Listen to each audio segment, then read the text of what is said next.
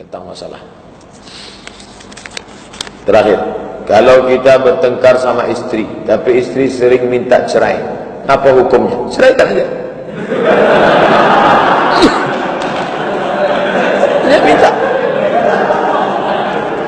Istri saya tak pernah minta cerai. Seandainya dia minta, saya ceraikan. Saya cari yang lain. Apa susah-susah? Ustaz ni tak serius gitu. Ini mau cerita masalah hubungan suami istri ini. Saya tentu punya keluarga perempuan. Idealnya saudari-saudara kita perempuan laki-laki ini sebelum menikah, dia itu mesti kursus pernikahan dulu, supaya dia tahu apa haknya, dia tahu apa itu zihar, apa itu li'an, apa itu talak, apa itu rujuk, apa itu iddah, apa itu nafkah, apa kewajibannya. Kalau dia tidak begitu, panggil ustaz, nasihat pernikahan, acara di situ ustaz itu tak ada gunanya. Yang saya setuju kalau keluarga kita mau nikah, kapan dia mau nikah? Seminggu lagi, dudukkan situ, panggil ustaz. Ustaz, tolong dudukkan sama ini, ceritakan apa.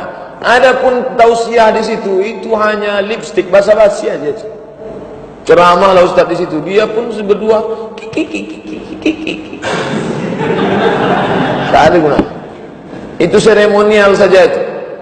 Jadi yang kalau mau serius nasihat, malam berinai, malam bahatam kaji, duduk, ada nenek mama, orang tua, anakku, dengarkan tausiah ustaz.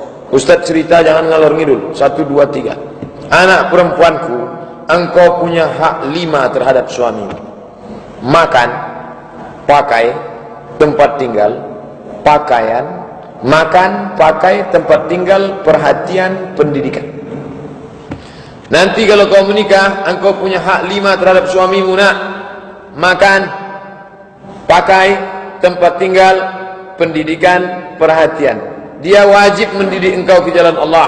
Kalau solatmu tak betul, dia meluruskan. Perhatian, seksual masuk dalam perhatian. Kalau suamimu itu tidak bisa memenuhi kebutuhanmu, maka kau punya hak. Nanti kau dengar namanya siwat ta'lik, anakku, kemanakanku, adikku, kau dengar namanya siwat ta'lik. Dia sendiri akan mengatakan itu nanti di depan hakim. Jika saya meninggalkan istri saya 2 tahun lamanya, atau tidak memberikan nafkah zahir dan batin selama 3 bulan berturut-turut, lalu istri saya datang ke pengadilan agama dan menuntut talak 1, maka jatuhlah talak 1 kepada saya setelah istri saya membayar iwat 10.000 yang diserahkan kepada Direktorat Pendidikan Agama Islam. Ini semua, maka kita kasih tahu haknya. Kalau suamimu itu mengajak engkau ke jalan Allah, kau wajib patuh, wahai anakku, wahai adikku. Sujud kepada manusia tak boleh. Seandainya boleh sujud kepada manusia, la amartuhum, akan kusuruh mereka sujud kepada suami. Haram kau melawan dia. Tapi kalau dia mengkhianatimu, maka kau punya hak namanya khuluk. Khuluk itu perempuan boleh menuntut cerai. Perempuan jangan meminta cerai. Perempuan menuntut cerai namanya khuluk. Perempuan menelpon saya jam 12 malam, menangis terisak-isak, terseduh-seduh. Saya sedang di atas sajadah, Pak Ustaz, solat tahajud. Terus suami saya sedang di ruang tamu pesta narkoba sama PSK. Apa yang saya mesti lakukan? Besok pagi tuntut ke pengadilan. Tulis itu semua laporan. Tuntut. Kata ustaz saya, sorga terletak di telapak kaki suami. Saya haram. Saya bilang itu ustaz setan. Tak betul. Dia ngomong begitu itu kepada siapa? Bagaimana kalau anak perempuan dia? Bagaimana kalau adik dia digitukan orang? Mungkin dia lebih dulu bawa parang panjang. Oleh sebab itu ini cakap tak betul. Maka saya kasih tahu perempuan punya hak. Maka ketika dia mengajak engkau ke jalan Allah, sami'na wa ata'na, sam'an wa ta'atan, patuh. Tapi ketika dia sudah mengkhianati amanah, maka kau punya hak untuk melepaskan. Islam tidak pernah memaksa perempuan untuk berada hidup tertekan sampai mati harus setia. Tengok dulu laki-laki yang model mana. Ini mesti dikasih tahu kepada anak perempuan kita, adik perempuan kita. Remaja masjid perlu membuat satu tema khusus hak-hak perempuan. Perempuan, pengajian ibu-ibu supaya tahu. Kalau tidak nanti ibu-ibu akan haknya akan diambil, akan dirampas. Ini tentang masalah perempuan. Maka kalau istri itu minta cerai, dudukkanlah dia. Kalau tak bisa kita berdua, ada keluarga di situ, duduk. Kenapa dia minta? Yang 5 ini kan sudah aku kasih: makan, pakai, tempat tinggal, pendidikan, perhatian. Sudah saya kasih. Kenapa kamu minta? Saya tak mau punya suami macam kamu, kurus sekali. Saya maunya macam adik Rai, ganteng. Apa boleh buat? Aku ceraikan kau, talak 1, carilah. Mudah-mudahan dapat. Tapi kalau tak dapat, jangan kau miss call aku lagi. Nah, ini mesti ada komitmen yang baik. Kalau ada masalah kecil, dia seperti api dalam sekam, maka dia mesti dipadamkan. Jangan nampak api dibiarkan, dia akan setan datang mengipas sehingga dia menjadi besar. Maka dudukkan, apa masalahnya?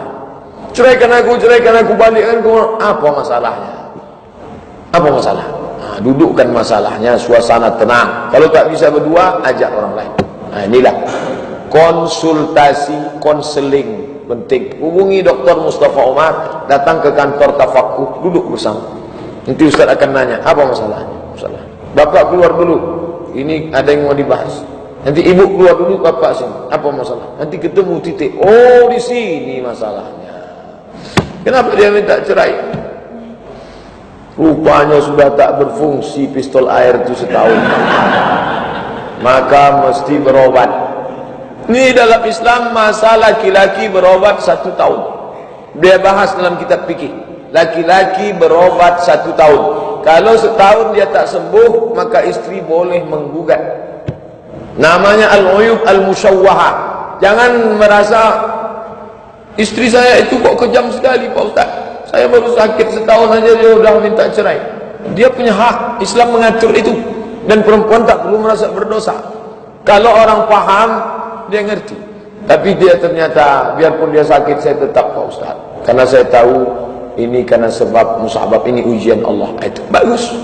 Nah, ini semua mesti paham fikih. Jadi kaji fikih, fikih solat, fikih puasa, fikih pernikahan. Penting. Ustaz Mustafa kemarin buka kursus pranikah, banyak yang ikut. Cuman yang ikut ni yang sudah nikah pula. Akhirnya ditutup. Karena dikhawatirkan yang udah nikah ni kalau ikut pranikah dia nikah sekali lagi. Akhirnya ditutup. Wah, itulah kaji kita petang ni. Mudah-mudahan ada manfaatnya. Inti dari mengaji adalah berubah perilaku, terutama yang menyampaikan sendiri dan kita semua insyaallah. Ala hazihi niyah. Al-Fatihah.